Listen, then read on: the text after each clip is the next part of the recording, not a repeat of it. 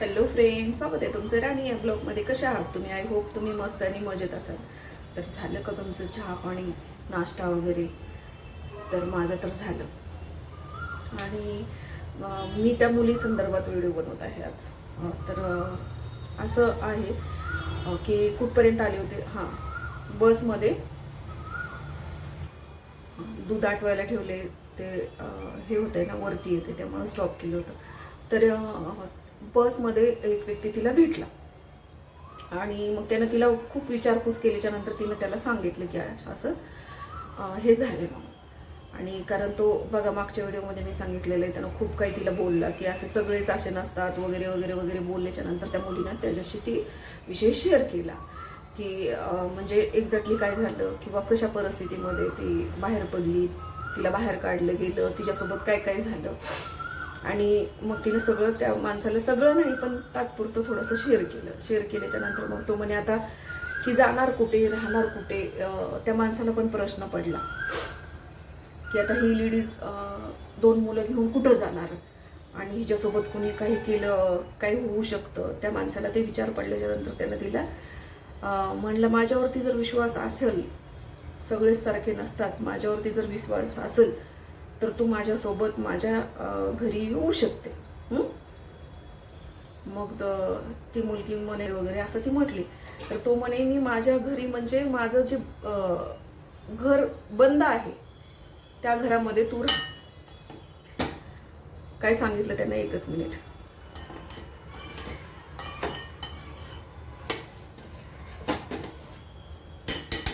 त्यांना एक फ्लॅट घेतलेला होता जो रिकामा होता. तो म्हणे, मी माझं जे बंद घर आहे तिथे तू राहा, तुझी कुठंतरी सोय होईपर्यंत, तुझं कोणीतरी नातेवाईक येईपर्यंत किंवा तुला कोणीतरी मदत करेपर्यंत तू तिथं राहू शकते, असं त्यांना सांगितलं. परंतु तिथं खाण्यापिण्याच्या वस्तू काहीच नाहीये, बनवण्यासाठी काही नाहीये, झोपण्यासाठी पण काही नाहीये, पण मी काहीतरी सोय करत. मग त्या मुलीकडे पर्याय नव्हता आणि खरंच ती कोणाला ओळखत पण नव्हती, तर ती जाणार नाही, कसं काय करणार. मग तिनं त्याचा आधार घेतला, मुलांमुळे तिनं त्याचा आधार घेतला. ठीक आहे म्हटली आणि ती त्याच्याबरोबर गेली. त्याच्याबरोबर गेली. त्या माणसाने त्याचा जिथं फ्लॅट आहे त्या सोसायटीमध्ये नेलं, तिला ठेवलं तिथं आणि तिला तिथं सोडलं वगैरे. आणि काहीतरी संध्याकाळचा टायमिंग होता वाटतं. आणि मग तो आता त्याला घरी जायचं. तर घरी जायचं. मग त्या माणसाने आता हिला इथं सोडले, पण कसं म्हणजे नाही का, असं तिला ती 4 वेळा विचारायला लागला, घाबरणार नाहीस ना, कुणी बेल वाजवली तर उघडू नको किंवा बाहेर जाऊच नका, आत सगळं आहे, तुम्ही वॉशरूम वगैरे सगळं आत आहे, तुम्ही तेच यूज करा, लाईट आहे, पाणी आहे आणि खायचं प्यायचं मी सगळं आणून देईल. असं म्हटल्याच्या नंतर त्या मुलीने हे केलं, ठीक आहे म्हणे. आणि तिला समाधान होतं की कमीत कमी ती कुठेतरी छताखाली आहे, बरोबर की नाही. भलेही कसं का असं ना, पण कुठेतरी छताखाली आहे तिची मुलं ती, असं तिला वाटलं.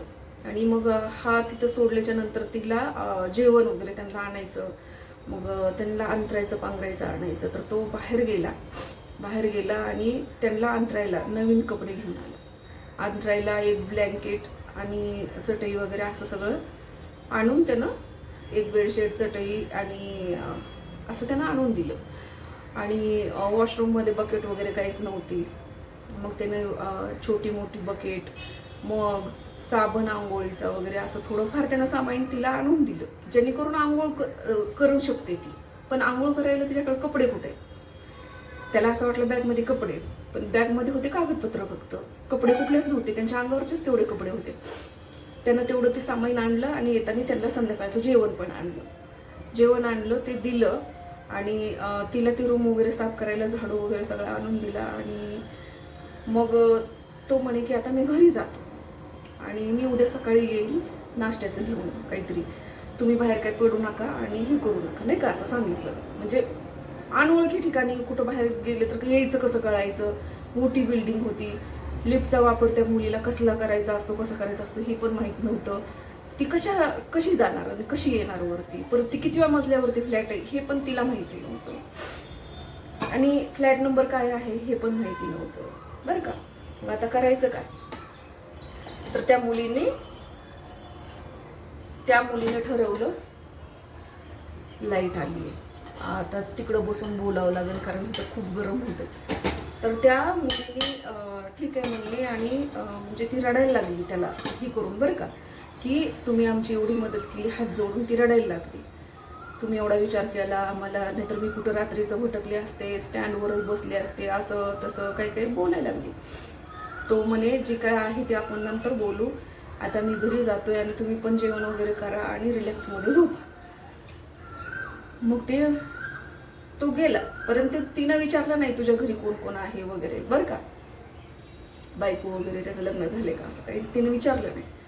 मग तो घरी गेला आणि मग ही रात्री तिथं थांबली. रात्री थांबल्याच्या नंतर मग मुलीनं ती पूर्ण रूम झाडून पुसून घेतली, झोपण्या बसण्याच्या लायक केली, कारण बऱ्याच महिन्यापासून ती बंद होतं वाटतं घेतल्यापासून, तर खूप अशी धूळ वगैरे झालेली होती. मग तिनं ती सगळं धुवून पुसून घेतलं आणि मग त्यांनी ते डब्बा सोडला, जेवण केलं, मुलांना जेवायला घातलं, स्वतः जेवण केलं आणि तिनं दरवाजा पॅक करून झोपून घेतलं. जी झोपली, तिला इतकी शांततेची झोप लागली. तो सकाळी येऊन बेल वाजवतोय 8 वाजता, कारण तो जॉबला जात होता आणि ऑफिसला जाण्याच्या आधी त्याला इथं येऊन जायचं होतं, हिला काय काय पाहिजे ते घेऊन. तर ती बेल वाजवून परेशान बाहेर आणि घाबरून गेला की आतमध्ये काय झाले का. आणि इतकी गार झोप लागली हिला, किती काळाची झोपलेली नव्हती, कुंभकर्णासारखी ती झोपली, इतकी सुकूनची तिला त्या मुलीला झोप आली.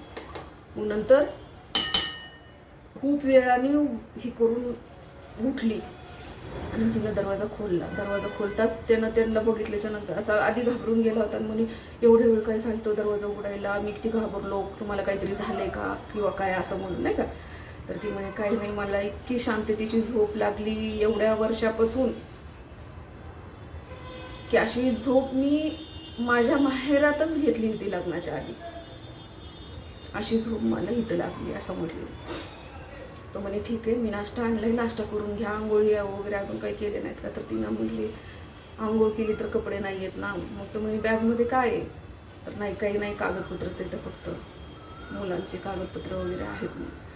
तर तो ठीक आहे, मग रात्री सांगायचं ना, कपडे आणले असते, ठीक आहे आता फ्रेश हो, नाश्ता वगैरे कर आणि माझ्यासोबत चला, तुमच्या साईज माहीत नाही आहेत तर त्या साईजने कपडे आपण आणू, 2-2 ड्रेस तरी. असं कोण करतं एवढं सांगा लगेच कुणासाठी. तर तो व्यक्ती इतका म्हणजे देवानेच पाठवलेलं तिच्या मदतीसाठी, कारण देव तिथं खाली येऊ शकत नाही, माणसाच्या रूपात असे काही माणसं पाठवत असतो तो, जो तुमच्या मदतीसाठी. तर तो माणूस तसा म्हटल्याच्या नंतर तिनं मग ब्रश वगैरे केले, मुलांना पण ब्रश वगैरे करायला लावले, त्यांना स्वच्छ हातपाय तोंड धुतले आणि मग आता जे तो नाश्ता आणलेला होता तो नाश्ता करायला लावला.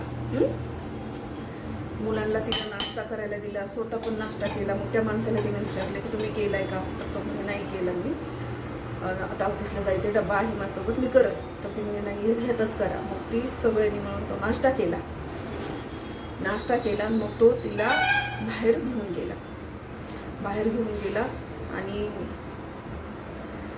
त्यानं तिला आणि मुलांना 2-2 ड्रेस वगैरे जे इनर वगैरे असतात ते सगळं घेतलं, टावेल आणखीन काही लागणार असेल तर म्हणजे नाही का असं घेतलं. आणि तो म्हणे की आता ही आत्तापुरता आहे, परंतु अजून 2 दिवसांनी आपण हे पण घेऊ, म्हणजे जे किचनमध्ये लागतं स्वयंपाक बनवण्यासाठी, 2 पातेले वगैरे, तवा किंवा गॅस शिगडी वगैरे असं थोडंसं घेऊ, असं तो म्हणला. तर ती मुलगी त्याला म्हणे की हा तुमचाच नक्की फ्लॅट आहे का, आणि मग इथं तुमच्या घरचे येणार नाहीत का वगैरे. तर मी दुसरीकडे कुठेतरी तुम्ही मला रूम वगैरे बघून द्या, काम बघून द्या, म्हणून ती त्याच्या मागे लागली. तर तो म्हणे सध्या तर तो विचार करायचा नाही आणि इथं कोणी येणार नाही, आणि माझ्या घरचे कोणी आले बी तर माझे फक्त आई वडील आहेत, माझं काही लग्न झालेलं नाही आहे, माझे आई वडील आहेत आणि आई वडील माझे इथे येत पण नाही आहेत आणि तिकडचं घर आहे तिथंच राहतात, आणि मी माझ्या आई वडिलांसाठीच रात्री इतक्या अर्जंटमध्ये गेलो होतो असं त्यांनी सांगितलं. कारण म्हणला मी गावाकडे गेलो होतो आणि ते गावावरून येता म्हणजे अजून कसं आलं नाही असा विचार करतील म्हणून मी गेलो होतो. आणि मग तो तिला सगळं घेऊन वगैरे दिलं आणि गेला. ऑफिसला. मग त्याच टायमिंगला त्यानं येताना डब्बा घ्यायला सांगितला. म्हणजे आता तुमचं दुपारच्या जेवणाचं परत तुम्ही कुठं जाणार, कसं खाणार, तुम्हाला खाली जर जायला सांगितलं तर वर यायचं कळायचं नाही. ती मुलगी घाबरली. हो म्हणे, मला ती त्या लिफ्टमध्ये कुठं कसं जायचं काय जायचं कळत नाही. मग तो आत्ताच डब्बा घे, काय काय घ्यायचं हॉटेलमध्ये नेलं, डब्बा घ्यायला लावला आणि दुपारचं जेवणाचा डब्बा देऊन तो त्यांना सोडलं आता आणून आणि तो निघून गेला ऑफिसला. मग ऑफिसवरून सुद्धा संध्याकाळी येताना त्या माणसाला किती काळजी लागून राहिली. आपलं माणसाला एवढी काळजी राहत नाही, त्या माणसाला परत संध्याकाळी ऑफिस सुटल्याच्या नंतर हिच्याकडे आला, इथं काही कमी जास्त बघितलं आणि संध्याकाळचा डब्बा वगैरे दिला, आणून दिला आणि परत तो त्याच्या आईवडिलांकडे गेला. आईवडिलांकडे गेला. त्याचं असं रुटीनच राहिलं. 4 दिवस त्यानं तिला ते तसं ठेवलं. परंतु त्या मुलीची तब्येत खराब झाली. एकच मिनिट.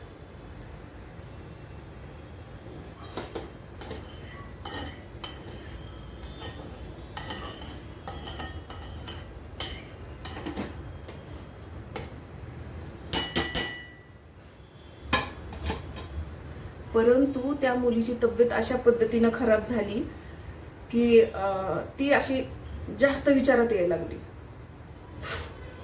आधीच तिच्या ह्याच्यावरती परिणाम झाला होता आणि ती डिप्रेशनमध्ये जास्ती प्रमाणात गेली. त्यामुळे तिला चक्कर यायच्या, अचानकच फिरल्यासारखं व्हायचं, ती चक्कर येऊन पडायला लागली, असा प्रकार व्हायचा. आणि मग ती अशी डिप्रेशनमध्ये जास्ती प्रमाणात गेली. मग तो आल्याच्या नंतर मुलं रडत रडत सांगितलं त्यांना की आमची मम्मी पडली होती चक्कर येऊन, असं सांगितलं. तर मग ते का बरं असं होत आहे, काय होत आहे, तिनं सांगायला सुरुवात केली की मला अशी भीती वाटते, तो येतो का, तो मला मारतो का, असं मला मनाला वाटत आहे आणि मला वेगळे वेगळे विचार येत आहेत, विचार थांबतच नाही, असं तसं तिनं सांगितलं. म्हणजे त्याच्या लक्षात आले की हिला आपल्याला डॉक्टरांना दाखवायची गरज आहे. मग त्यानं काय केलं माहिती आहे का, की तिला एकच मिनिट आपण तिकडं जाऊया, इथं खूप गरम व्हायला लागले. मग त्यानं तिला हे करायला विचार केला की आता हिला आपल्याला एकदा डॉक्टरांना दाखवूया. व तो म्हणे की मी डॉक्टरांना एका हे करतो, तर तू हे करशील का, येशील का, आणि तुला एकदा दाखवून घेऊ डॉक्टरांना, काय प्रॉब्लेम आहे काही नाही आपण बघूया. मग ती म्हणे ठीक आहे. मग त्यानं काय केलं, त्या दिवशी गेला, तो डब्बा वगैरे दिला संध्याकाळचा आणि त्या दिवशी तो गेला. तो म्हणे काळजी घे, सकाळी येईल मी नाश्त्याच घेऊन. आणि त्या माणसाने सकाळी आला, ऑफिसवरून सुट्टी घेतली, येताना नाश्ता घेऊन आला आणि मग तिला नाश्ता वगैरे करायला लावला, फ्रेश व्हायला लावलं आणि मग तो तिला घेऊन गेला डॉक्टरकडे नेल्याच्या नंतर डॉक्टरांनी सांगितलं की हिला म्हणजे दुसऱ्या डॉक्टरांना दाखवावं लागेल.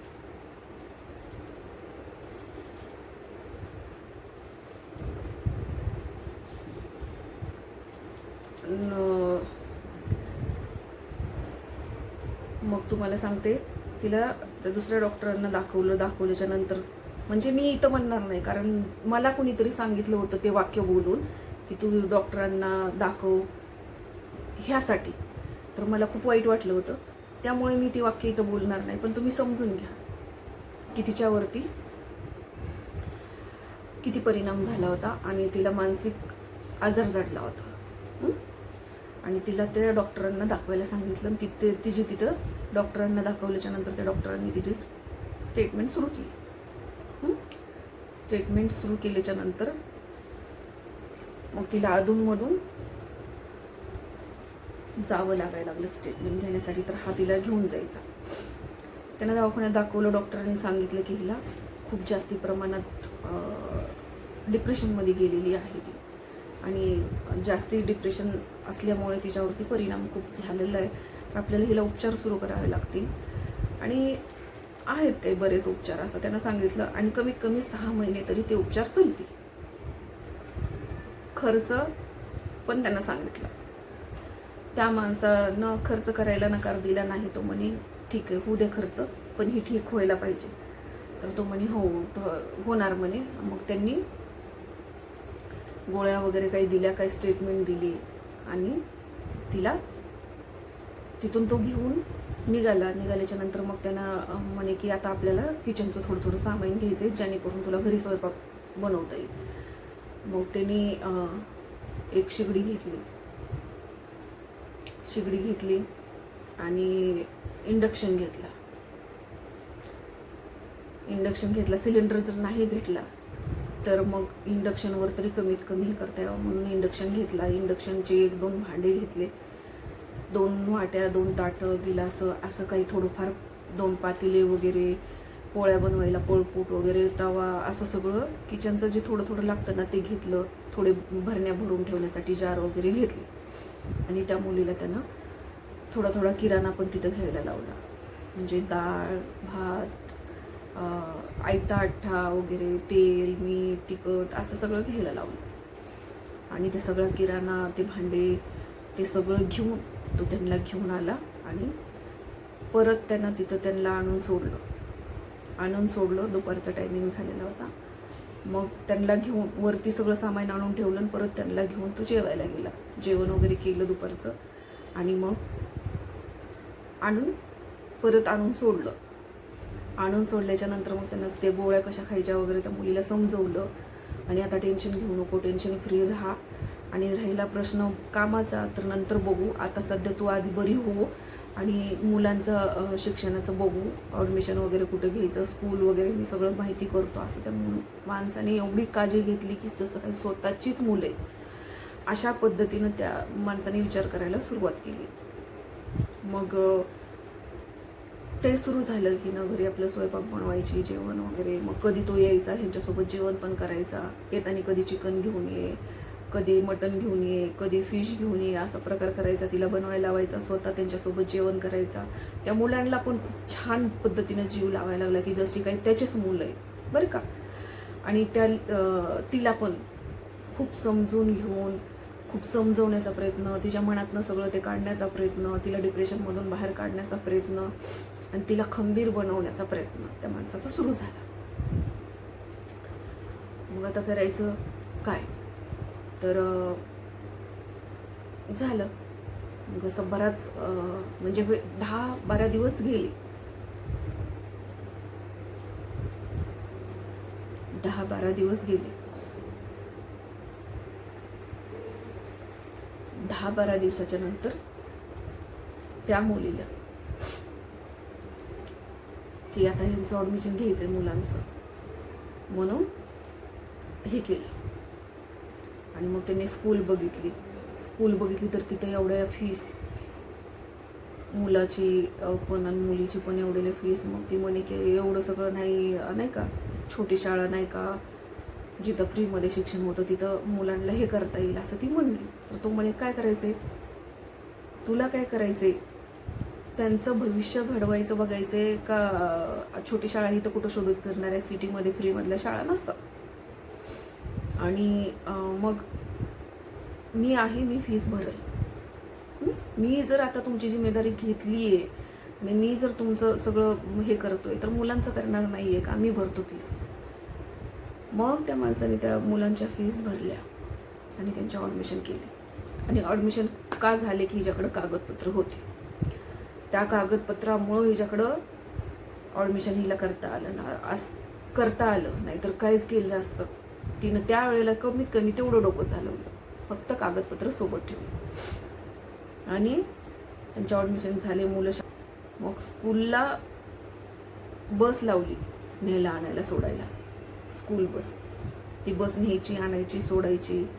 आणि सकाळच्या शाळा राहतात, कुणाची दुपारची शाळा राहायची, दोघांना एक जणाची. असं त्या मुलीचं रुटीन सुरू झालं. डब्बा बनवून देणं, हे करणं आणि दिवसभर घरातच बसून राहणं. मग हा अधूनमधून यायचा जायचा, हे असं प्रकार लक्ष द्यायचा. मुलांचं क्लास वगैरे लावले, म्हणजे एक प्रकारचं स्वतःच्या मुलांसारखं. आणि सगळं त्यांना बोलायचं, हे करायचं, त्यांच्यासोबत खेळायचा, मस्ती वगैरे सगळं असं ते सुरू झालं. सुरू झाल्याच्या नंतर मग ती मुलगी पण जरा ही होत गेली. मग नंतर आता ती त्याच्यासारखं मागं लागायची की मला काहीतरी काम नाही का, तुमच्या जीवावरती किती दिवस हे करायचं, मी पण काहीतरी करते. तो म्हणे नाही, जोपर्यंत तुझा कोर्स कंप्लीट होत नाही, तू चांगल्यापणे बरी होत नाही, तोपर्यंत जॉबचं मनावर घ्यायचं नाही आणि विचार करायचा नाही. मी आहे, काय कमी पडतंय का, त्यानं विचारलं. तुला काही कमी आहे मला सांग फक्त. तुला खायला भेटत नाही, तुझ्या मुलाला खायला भेटत नाही, असं काही असेल तर सांग की मी कुठं कमी पडलोय म्हणून तुला कामाला जायचंय. कामाला जा, पण तू जरा बऱ्यापैकी बरी झाल्यानंतर जा. मुलं आता लहान आहेत, मुलं शिकायला सुरुवात केलेली आहे. मुलं कधी पण येतात घरी. ते मुलांना आणखीन सवयी नाही घेतली, त्या मुलांना सगळं माहिती नाही. चांगलं सेटल होईपर्यंत विचार करू नको. मुलांचं करतीस कर आणि स्वतः हे कर, असं त्यांना सांगितलं. ती मुलगी गप्प बसली, काही बोलू नाही शकली. बरोबर आहे ना, सगळं होतं, देत होता, घेत होता, त्याच्यामुळं मग परंतु तिला एक हे वाटायचं की यार आपण दुसऱ्याच्या जीवावरती एखादा करते म्हणून त्याला किती फायदा घ्यायचा, बरोबर. मग ती तसं म्हटल्याच्या नंतर तिची स्टेटमेंट चालू राहायची. तो हॉस्पिटलला तिला घेऊन जायचा, आणून सोडायचा. तिला कुठं भाज्यांना कशाला किराणा वगैरे कुठं कुठं काय काय आहे ते दाखवून द्यायचा. आणि ते लिफ्टचं तिला शिकवलं त्यानं की कसं यायचं, कितव्या मजल्यावरती फ्लॅट आहे, किती नंबरचा फ्लॅट आहे, आणि खाली जायचं असेल तर कसं जायचं, ती लिफ्ट कशी उघडायची, किंवा ते खाली फिरायला जायचं किंवा काय असं लेकरांना खेळायला न्यायचं, हे सगळं त्यानं तिला कुठं कसं जायचं, काय जायचं सगळं तिला शिकवलं. मग शिकवल्याच्या नंतर त्यांनी परत हे केलं की नाही का, तिला बऱ्यापैकी तो शिकवायचा, बऱ्यापैकी तिला चांगलं सांगायचा, हे करायचा. ती पण ऐकत जायची त्याचं. आणि मग नंतर तिला थोडं थोडं तो म्हणजे बाहेरचं जग दाखवून द्यायला लागला. बाहेर जायचं कसं असतं, बाहेरचं जग कसं असतं, बाहेर गेल्यावर काय काय असतं आणि काय काय नाही. मग त्यानं ते थोडं थोडं थोडं थोडं करत तिला सगळं शिकवलं.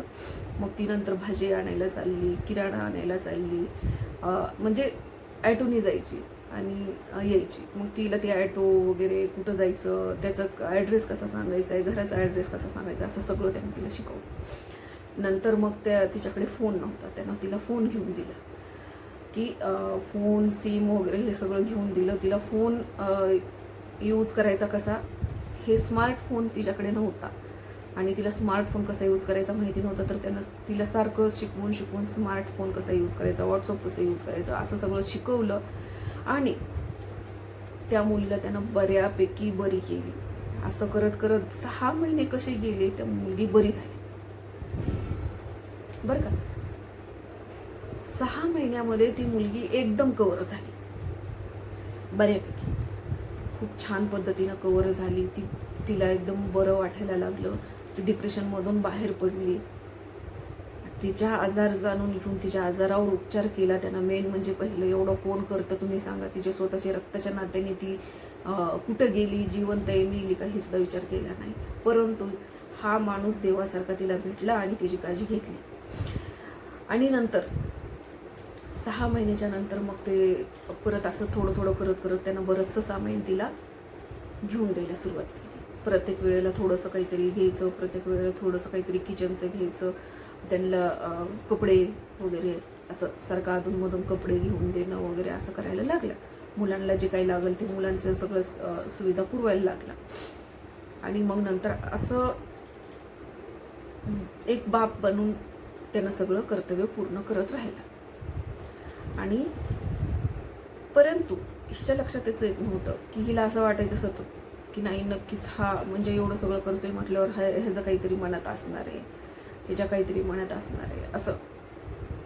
आणि मग ती असं, आता तुम्हाला माहिती आहे, एकत्र राहिल्यानंतर, सोबत राहिल्यानंतर, एकमेकाला समजून घेतल्यानंतर किंवा एकमेकाची सवय होते माणसाला, बरोबर, लगाव होतो.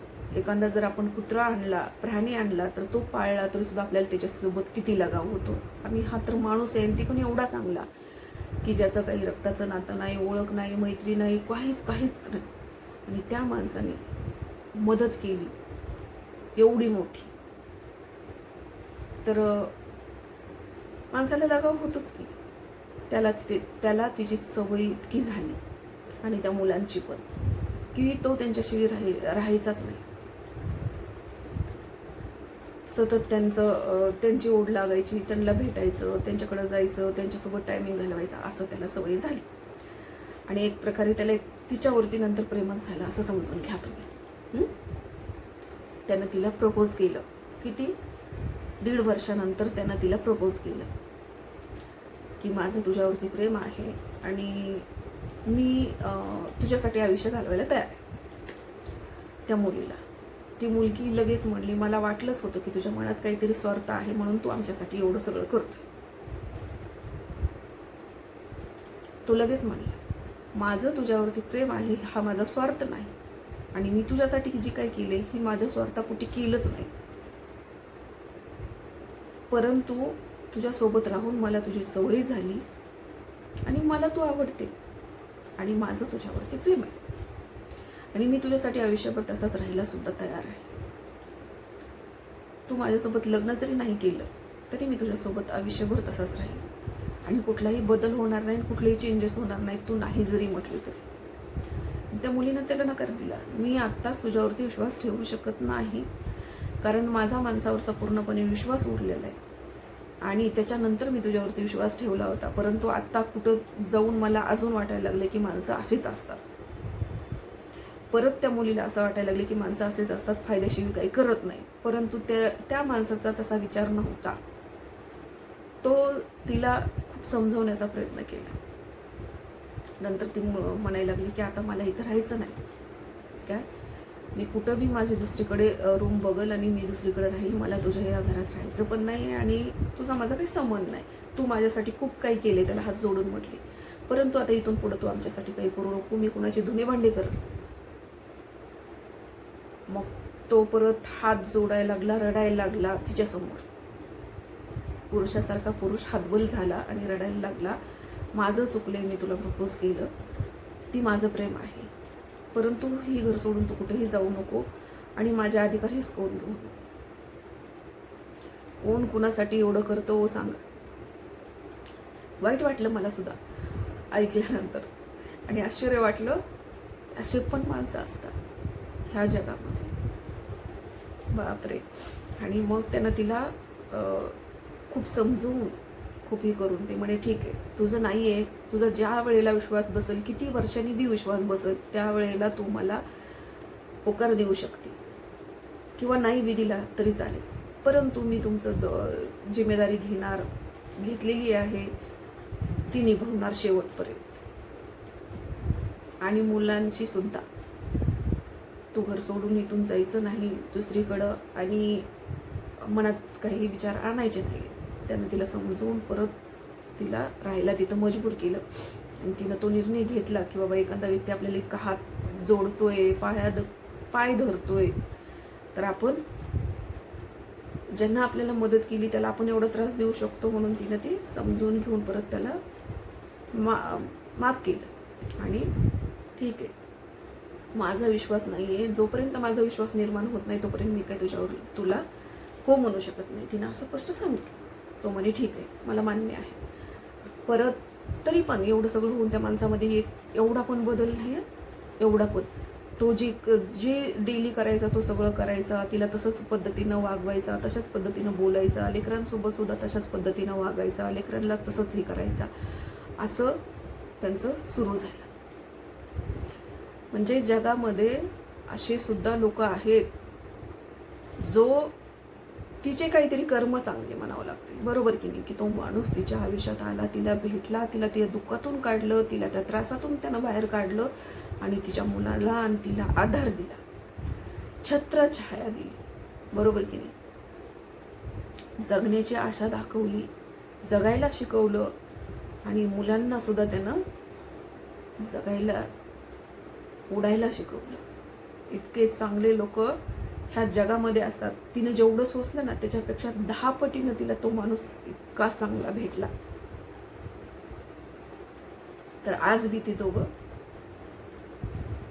एकत्र राहत नाहीत, परंतु त्याचं काम जो आहे तो येतो, भेटतो, बसतो, मुलांना, तिला आणि जातो. तर असं सगळं प्रकार आहे. तर त्या मुलीचं शेवट जे आहे ना तो एकदम चांगला आहे. सुरुवातीपासून ते तिनं जेवढे आयुष्य जगली तेवढं नुसतं बरबाद आणि भंगार होतं, पण जसं तिनं घर सोडलं आणि तो माणूस तिच्या आयुष्यात आला. तसं तिचं नशीब बदललं. सुखाचा झरा भरभरून वाहतो, भरभरून. अजून काय पाहिजे? आणि अशीच माणसं, जे माणसं दुःखात असतात ना, त्यांच्या आयुष्यात अशीच माणसं देव पाठवत असतो. आणि त्याची फक्त आपल्याला जाणीव पाहिजे, कुणी आपल्यासाठी काय केले ही माणसाला जाणीव पाहिजे. आणि तशा माणसांना आयुष्यभर काय मेलं तरी सुद्धा विसरू नये, बरोबर की नाही? तर चला भेटूया पुढच्या ब्लॉगमध्ये. तोपर्यंत मस्त खा, स्वस्त राहा आणि आपली काळजी घ्या. Bye bye.